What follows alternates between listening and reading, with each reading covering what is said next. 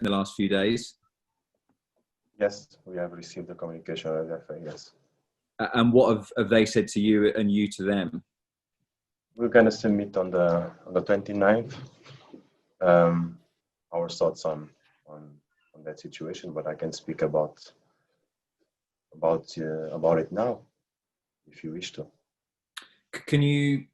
Would you say that you would stand by everything that you said about the referee and his performance, not just in that game, but overall after the match?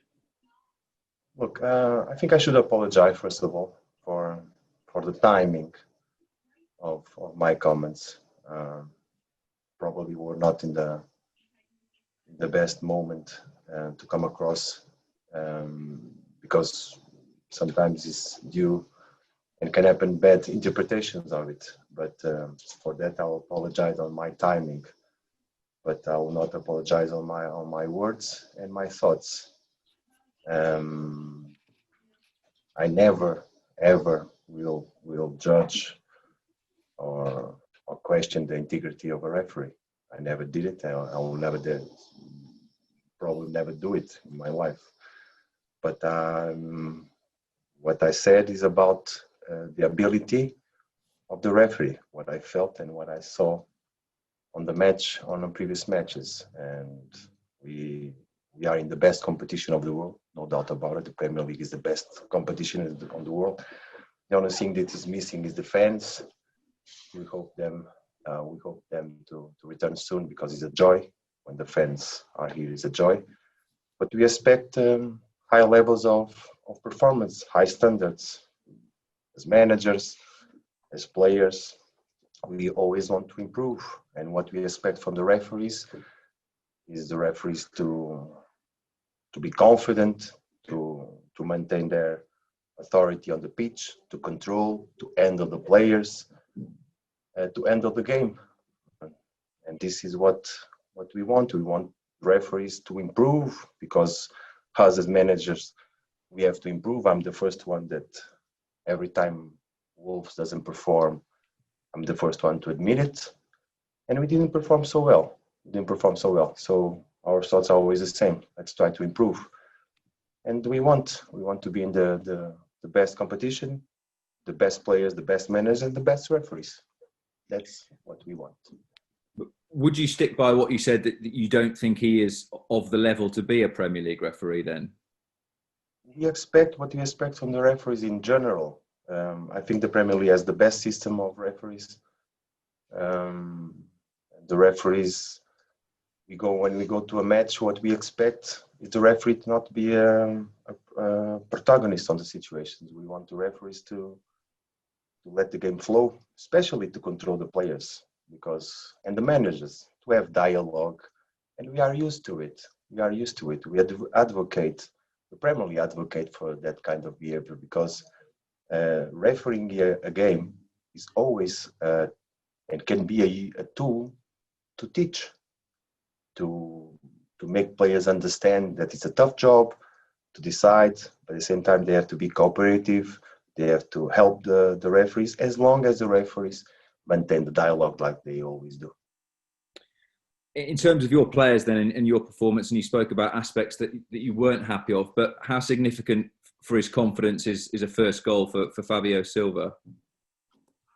It's good. It's very important for him. He's a young player, full of talent that is adapting, and he get in the match pretty well. The team was not in the best moment, and he was a big help. The way the movements, the way he held the ball, and he gained the penalty. He was confident enough to kick it very well and put it again we felt that in that moment we can give a last push.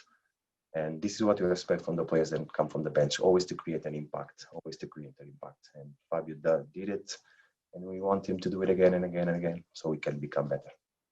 But is he having to adapt and improve quicker than you planned when you signed him? And maybe initially you thought he was one for the future, but he's playing more games than you imagined he would have done at this point. You have to realize what's happening in the situation that we are. But we didn't brought Fabio to be someone that we cannot count on. We count on him. We count on him since day one. But we have to be fair. We don't have Raul, huge player for us, and we have to find solutions, try different ones. And but Fabio is inside that solutions for the team. We have to find solutions among us, and Fabio is a good option for us. Thanks, Nuno. Thank you, Rob. Hi, Nuno, you okay? Hello. I wanted to talk about another one of your young players, Owen, who started against Burnley. How do you think he did against a very tough opponent Monday night? I think he did well. The spaces that he occupied in the pitch were important for us. He's a physical player. He has talent. He can drive the ball. He took us out of pressure many times. But still things to improve on him. But we are confident and pleased with the help. He's a young boy. He was in the under-23s. He stepped in the last game from the bench against Burnley from the beginning. We are happy with him. Some of the players that missed that Burnley game, Leander, for instance, will they be back for Tottenham, or is it still too early to say? We are not in a good moment. We have issues. We are dragging issues from the game of Chelsea. Even in the game of Burnley, in the bench, there were players that we are not able to put on the pitch, and we have issues. Among them are Leander. He's improving, but he's not with the group yet. Does it help that you've got that extra day and you're playing a day later? Will that give you a little bit more time to assess some of those injuries? Having time is always useful in this schedule, but we know what is in front of us. After that, we play 27, 29. So there are important days for us to recover players and get as many as we can. Obviously, Jose is someone you know very well. You've won medals and cups with him all those years ago. Will it be nice to catch up with him? And are you surprised at how quickly he's put his own mark on that Tottenham team? It will be a pleasure to receive him and Mourinho again. I have huge admiration, as you can imagine, for Mourinho, on a personal level, and as a manager. He's fantastic. So I'm not surprised at all. All the good things that he's doing in Tottenham at all. It's amazing. They're going to make it tough. They play very similar to you on the counter-attack. It's going to be a good game, that, isn't it? We expect a very tough game. It's going to be a tough game. And you must get ready for it because you're going to face a tough opponent, talent squad in a good moment. So let's enjoy and play the game. I want to ask you one thing about referees in general, not that particular one. Do you think referees should come out and explain some of their decisions after a game? Do you think that would help in those situations? I don't see a point because maybe that will raise more issues of discussions. I don't see, but I think everyone is entitled to his own opinion. But I said it before, I think the Premier League has the best system of referees. So if someone has to explain, no problem on it, but the referees need to be protected. And we ask players this all the time, but it is Christmas. What is Christmas like for you as a Premier League manager, apart from the worries of team news and injuries and everything? Will you get some time to have a little bit of Christmas with yourself and the rest of your family? Will you have a little bit of downtime? We must. It's so important. It's such an important moment for the family. Due to the pandemic, we cannot. We have to stick by the rules. But such a huge moment for the family that everybody should be entitled to enjoy it. So we have one day. We'll have one day to be with our families. Nuno, thank you. Merry Christmas, Happy New Year, and good luck for the game against Spurs. Thank you very much. Thank you so much. Thank you. Nuno, you've made a habit of never speaking about referees after games, before games. Is it this particular referee you have an issue with? Have you not come across this before in England?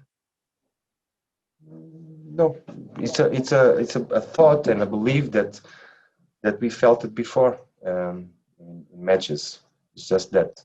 But like you said, I never did it. I probably will not do it again.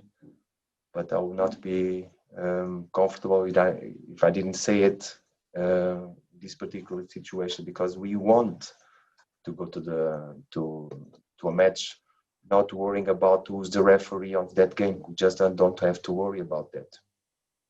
But every time, unfortunately, that we had problems, so just don't want them to repeat. And just on Raul, is there any kind of, I don't know, clarity about his situation and when he could start running again, when he could do anything again? And does that mean that you would have to look into the transfer market to try and find a replacement next month? The situation with the rule didn't change much in these days. He was here with us again. He's doing what he has to do to try to improve, relaxed first, recover his health. Then will come the part of the physical improvement, his fitness levels, and all these things. But we have to be patient. We have to be patient, and that will take time. And the transfer window is coming, and we are getting ready because we need to rebalance our squad. Thank you. Thank you. Nuno, just briefly, you've said now a couple of times that the system of referees in this country is the best you've experienced. Why? What are the good things about it? Because they are professional. All of them are 100% dedicated and working every day for the game. I've been, unfortunately, working in other countries that we had suspicions, we raised issues, maybe this, because there were a lot of rivalities between clubs and all these things. But I never felt that in England. Since the championship, I never felt it. Always confident, always relaxed about the referees. So, and the level of the referees is amazing. It's amazing. And we want, if we advocate for the best league in the world, everybody has to be the best. Everybody has to raise their standards. Everybody has to maintain level of performance, because this is what I do with my players. The moment I finish the game, when we don't perform so good, this is what I do with them. This is what I say to them. Let's get better. And while we do it, working hard. Every day we work very hard. So everybody has to work very hard. See, and just on one other topic, you talked about obviously the players, and you all need a bit of time for yourselves and your families at this time of year. You've got a number of young players, and we forget even those they're in the first team. They're still quite young men, and many of them are a long way from home, and I should imagine quite detached from their families. In the circumstances of the pandemic, it might be quite a lonely moment for them. Is the club, in its usual way, and the team pulling together around those players? Yeah, as long as we don't break the rules, of course, on householding and how many of these things, but they're gonna be together. They're gonna support each other. Like you say, very young, away from home. It's important to have the support here. Yes, I think people sometimes can forget. We see footballers at 18, 19, 20. We can sometimes forget that, we were all a bit new to the world at 18, 19, 20, that the world can still seem quite a scary place no matter how good you are at your job. Yes, it is. It's a scary place. And for young people now, with all the doubts around the pandemic and their futures, the anxiety levels, and I feel by my children. I have my children, some of my older girl is 3-4 years more than most of my players. So you understand, and I see how she's suffering, how many doubts, and how important is the support of the family. So you're right. Sometimes we forget behind the professional football player, there's a kid, there's a young player in development, growing, building their character. It's tough, but we as a pack, we stick together and we support each other. Indeed. Thank you. Well said, and all the best. Thank you. Thank you. Thank you. We'll finish the broadcast section there, please. And this next section is for 10:30 tonight.